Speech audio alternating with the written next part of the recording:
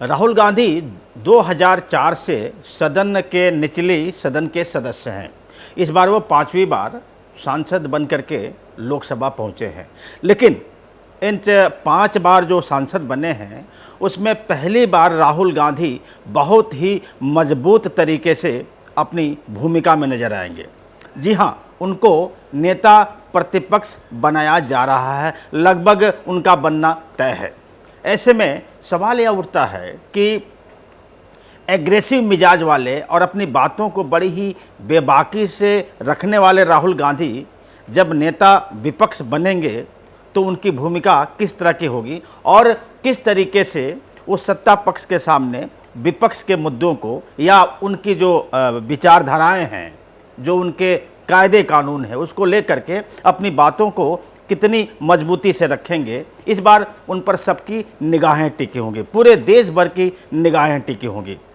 आज हम अपने इस वीडियो के जरिए यही बताने की कोशिश करेंगे कि जिस नेता प्रतिपक्ष की जो सीट है, जो पद है, पिछले 2 चुनावों से यानी 10 वर्षों से खाली थी, इस बार क्यों भरी जा रही है, मतलब वहाँ पर नेता प्रतिपक्ष क्यों बनने जा रहे हैं और राहुल गांधी अगर बनते हैं तो उनको इस बार कौन सी सुविधाएं मिलने जा रही है। बस बने रहिए आप हमारे वीडियो के साथ और देखते रहिए सहारा समय का डिजिटल प्लेटफॉर्म। नमस्कार, मैं हूं शंकर विश्वकर्मा। राहुल गांधी इस बार लोकसभा में विपक्ष के नेता होंगे। कांग्रेस ने प्रोटेम स्पीकर भर्तृहरि महताब को पत्र लिखकर इस बारे में सूचित कर दिया है। 2014 में मोदी सरकार के बनने के बाद पिछले करीब 10 साल से लोकसभा में नेता प्रतिपक्ष का पद खाली रहा है। हालांकि अब राहुल गांधी लोकसभा में नेता प्रतिपक्ष की भूमिका में होंगे। भारतीय लोकतंत्र में कई ऐसे पद हैं जो बेहद ही शक्तिशाली माने जाते हैं। इनमें नेता प्रतिपक्ष का पद भी शामिल है। शायद यही कारण है कि राहुल गांधी इसके लिए तैयार भी हो गए हैं। ऐसे में सभी जानना चाहते हैं कि नेता प्रतिपक्ष की भूमिका क्या होती है। चलिए आगे बताते हैं। नेता प्रतिपक्ष के पास कैबिनेट मंत्री का दर्जा होता है। हालांकि सिर्फ यही कारण नहीं है जिसके कारण यह पद बेहद महत्वपूर्ण माना जाता है। दरअसल नेता प्रतिपक्ष विपक्ष की जिम्मेदारी निभाने के साथ ही कई संयुक्त संसदीय पैनलों और चयन समितियों का भी हिस्सा होता है।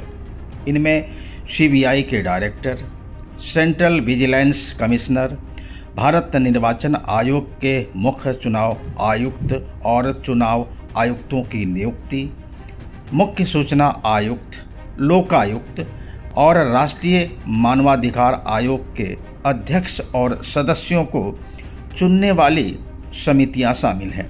नेता प्रतिपक्ष के तौर पर राहुल गांधी का इन फैसलों में सीधी दखल होगी। इन कमेटियों को फैसलों में प्रधानमंत्री नरेंद्र मोदी के साथ ही अब नेता प्रतिपक्ष राहुल गांधी की सहमति भी जरूरी होगी। राहुल गांधी सीबीआई और ऐसी ही दूसरी एजेंसियों को लेकर सरकार को घेरते रहे हैं। ऐसे में अब इन एजेंसियों के शीर्ष पदों पर नियुक्ति में उनकी भी अहम भागीदारी होने जा रही है।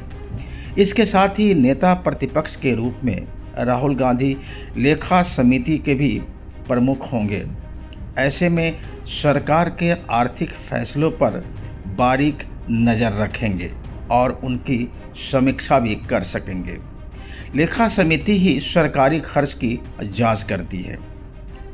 ऐसे में राहुल गांधी को नेता प्रतिपक्ष के साथ ही यह जिम्मेदारी भी अपने आप मिलने जा रही है। लोकसभा में नेता प्रतिपक्ष का पद संभालने वाले सांसद को केंद्रीय मंत्री के बराबर ही वेतन मिलता है और उसी के अनुरूप भत्ते और अन्य सुविधाएं मिलती हैं। नेता प्रतिपक्ष को हर महीने 3,30,000 रुपये की सैलरी मिलती है।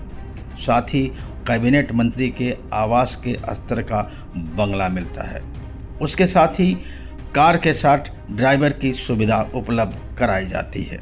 साथ ही जिम्मेदारी निभाने के लिए 14 लोगों का एक भारी भरकम स्टाफ भी मिलता है जिसका खर्चा सरकार करती है। राहुल गांधी नेता प्रतिपक्ष बनने वाले गांधी परिवार के वैसे तीसरे सदस्य हैं।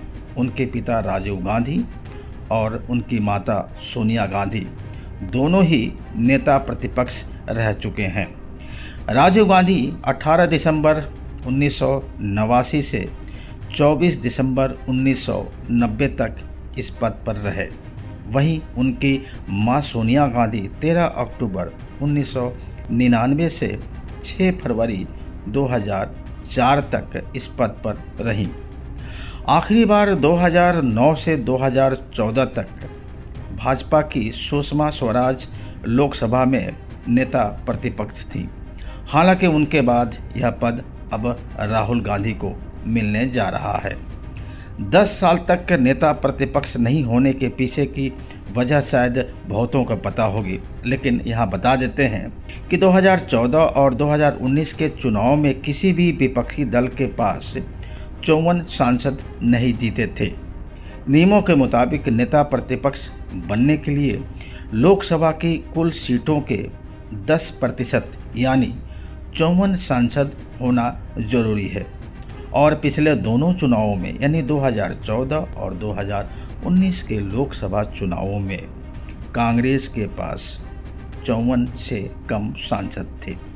हालांकि इस बार कांग्रेस 99 सीटों पर चुनाव जीत चुकी है, इसलिए इस बार राहुल गांधी लोकसभा में नेता प्रतिपक्ष की भूमिका में नजर आएंगे। तो जैसा कि आपने देखा कि इस रिपोर्ट के जरिए नेता प्रतिपक्ष की क्या भूमिका है और कितनी अहम भूमिका है, शायद आपने हमारी रिपोर्ट के जरिए यह जान लिया होगा। तो यह देखना बड़ा ही दिलचस्प होगा कि राहुल गांधी अपनी भूमिका को किस तरह से निभाते हुए नजर आते हैं। नमस्कार।